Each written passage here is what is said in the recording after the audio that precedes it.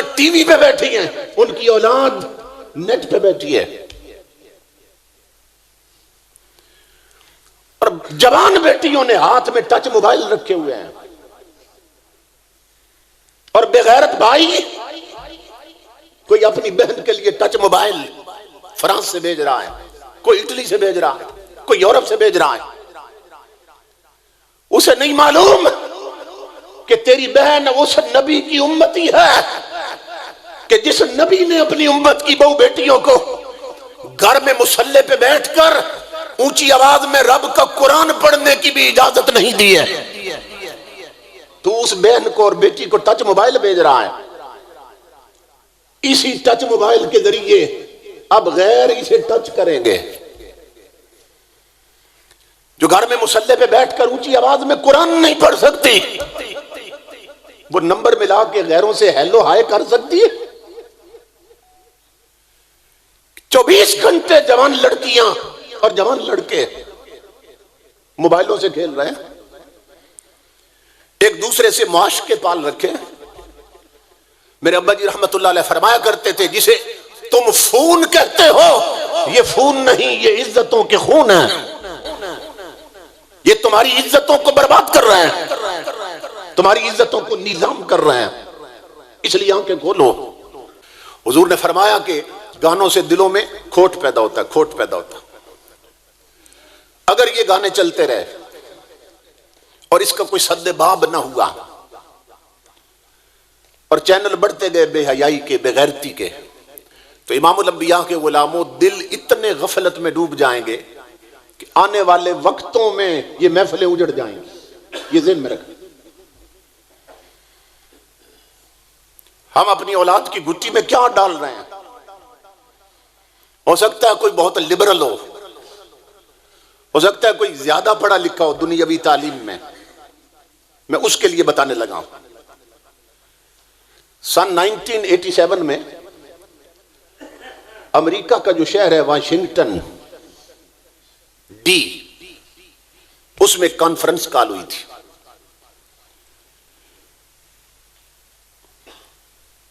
اس میں کانفرنس رکھی گئی اور اس کا مقصد یہ تھا کہ امریکہ کے ڈاکٹر بلائے جائیں، برین اسپیشلسٹ، دماغ کے ماہر، اور انہیں یہ کہا جائے کہ تم ریسرچ کر کے آؤ، تحقیق کر کے آؤ کہ یہ جو میوزک ہے، یہ جو موسیقی ہے، یہ جو ڈھول ڈھمکے ہیں، یہ جو گانے اور رانگ باجے ہیں، یہ انسان کے دل پر اور اس کی روح پہ کیا اثر کرتے ہیں۔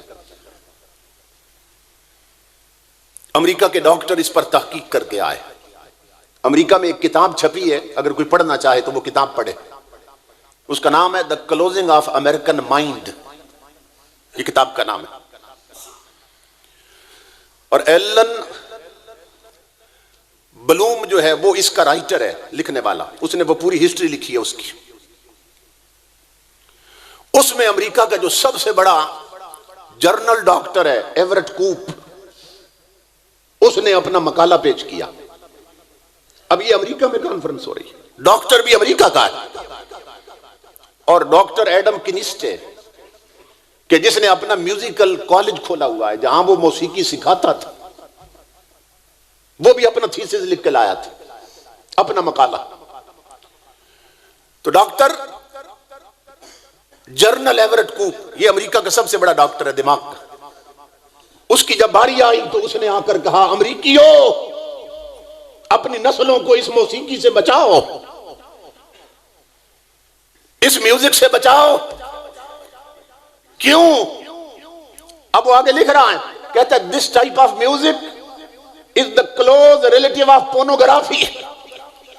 وہ کہتا ہے یہ جو میوزک اس وقت پوری دنیا میں چل رہا ہے، جو آپ کے بچے سن رہے ہیں، جو ہماری بہو بیٹیاں سن رہی ہیں، جو گھروں میں بج رہا ہے، جو چینل پہ چھایا ہوا ہے، جرنل ایورٹ کوپ کہتا ہے اس میوزک، ان گانوں سے نسلوں کو بچاؤ۔ کیوں؟ کہ یہ بے حیائی کی سب سے قریبی رشتہ دار ہیں۔ ان کا اپنا ایک سٹائل ہے بات کرنے کا۔ اب بات کرنا کیا چاہتا ہے؟ اس بات کا مطلب کیا ہے کہ میوزک، موسیقی، ڈھول ڈھمکے یہ بے حیائی کے سب سے قریبی رشتہ دار ہیں۔ مطلب اس بات کا یہ امریکہ کا جنرل ڈاکٹر کہہ رہا ہے کہ سنو، جس جگہ موسیقی ہوگی، گانے ہوں گے، ڈھول دھمکے ہوں گے، وہاں بے حیائی ضرور آئے گی۔ اس کے کہنے کا یہ مطلب ہے۔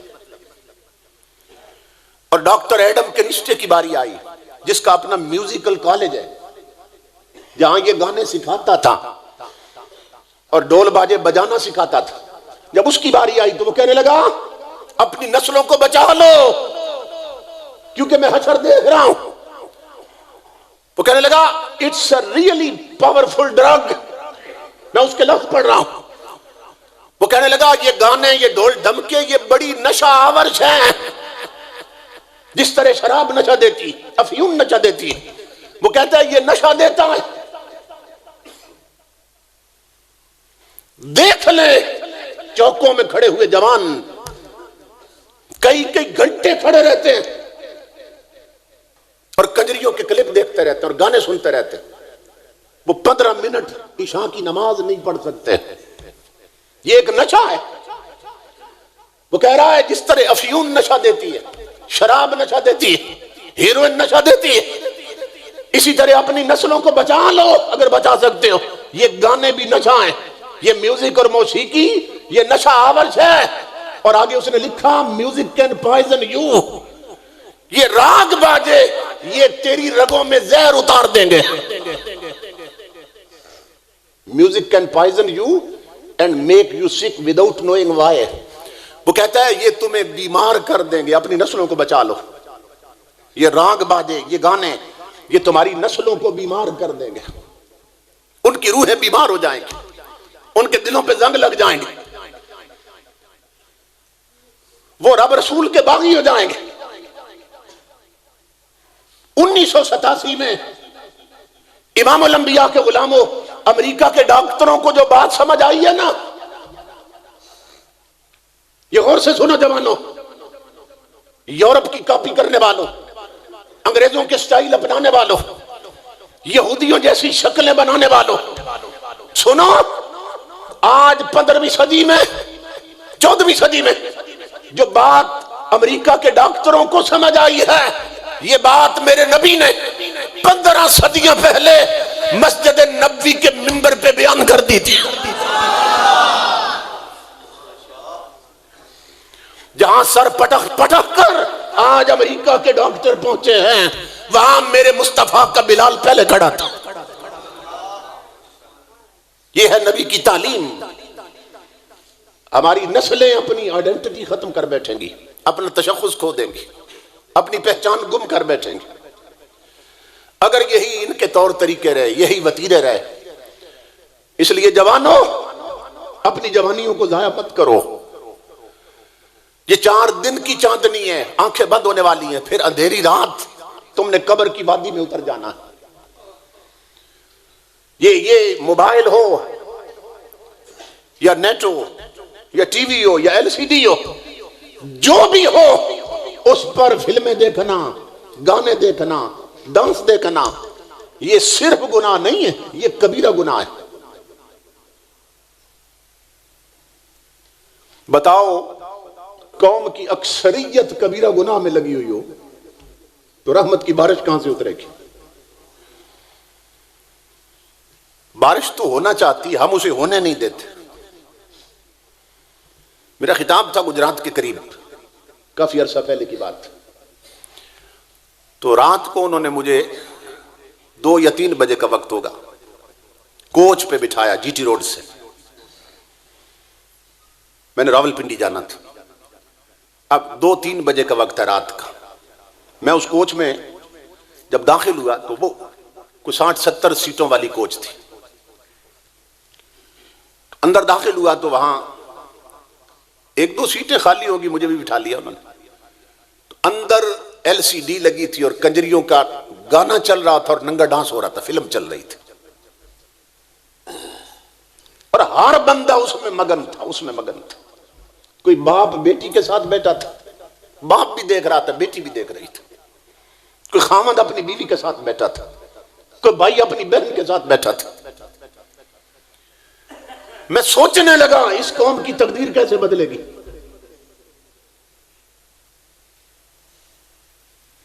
کہ یہ رات کا پچھلا پہر حدیث رسول کے مطابق یہ وہ وقت ہے کہ جس وقت میں گناہگاروں کی بخشش کے لیے اللہ رب العزت پہلے آسمان پہ اپنی رحمت کی دکان کھولتا ہے اور وہ ذات گناہگاروں کو آواز دیتی ہے، گناہگاروں آؤ، تمہارے جھکنے میں دیر ہوگی، میری بخشش میں دیر نہیں ہوگی، تمہارے ہاتھ اٹھنے میں دیر ہوگی، میرے کرم کے اترنے میں دیر نہیں ہوگی، آؤ گناہگاروں، جس کے مجرم ہو وہ معافی کے لیے آواز دے رہا ہے۔ تو حدیث رسول کے مطابق رات کے جس وقت میں اللہ رحمت کی دکان کھول کر گناہگاروں کو آواز دے رہا ہے، زمین پر ایک ایک کوچ میں 70 بندہ آنکھوں کی بدکاری کر رہا ہے، کانوں کی بدکاری کر رہا ہے، ذہن کی بدکاری کر رہا ہے۔ دیکھو نا، لوگ گناہ کرتے تھے، ایک بندہ کرتا تھا چھپ کے کرتا تھا، دو مل کے کرتے تھے چھپ کے کرتے تھے، آج اتنی جسارت بڑھ گئی اور دلوں پہ اتنے زنگ چڑھ گئے کہ 60 بندہ ایک ہی کبیرہ گناہ میں لگا ہوا ہے، 50 بندے ایک جگہ پہ بیٹھ کر کبیرہ گناہ میں لگے ہیں۔ امام الانبیاء کے غلاموں، جو ہماری حالت ہو چکی ہے یہ گناہگاروں والی نہیں، یہ رب کے باغیوں والی حالت ہے، باغیوں والی۔ بخشش گناہگاروں کی ہوتی ہے، باغیوں کی نہیں ہوتی، باغیوں کو مٹا دیا جاتا۔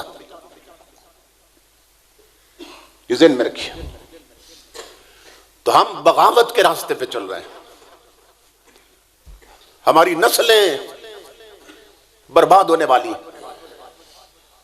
یہ آنکھیں بند ہوں گی نا تو یہ بچے جنہیں تم نے صرف انگلش پڑھائی ہے، صرف انگریز کا ماحول دیا، انگریز کی تعلیم دی، جن کی گٹی میں قرآن نہیں رکھا، جنہیں شریعت کی تعلیم نہیں دی، جنہیں نمازیں نہیں سکھائیں، جنہیں جسم کا پاک کرنا نہیں سکھایا، یہ جب قبروں میں جائیں گے تو وہاں کے لیے تو ہے کچھ نہیں ان کے پاس، جب عذاب کی لپیٹ میں آئیں گے تو پھر چیخیں گے، چلائیں گے اور کہیں گے مولا ہمارے ماں باپ کو پہلے پکڑ۔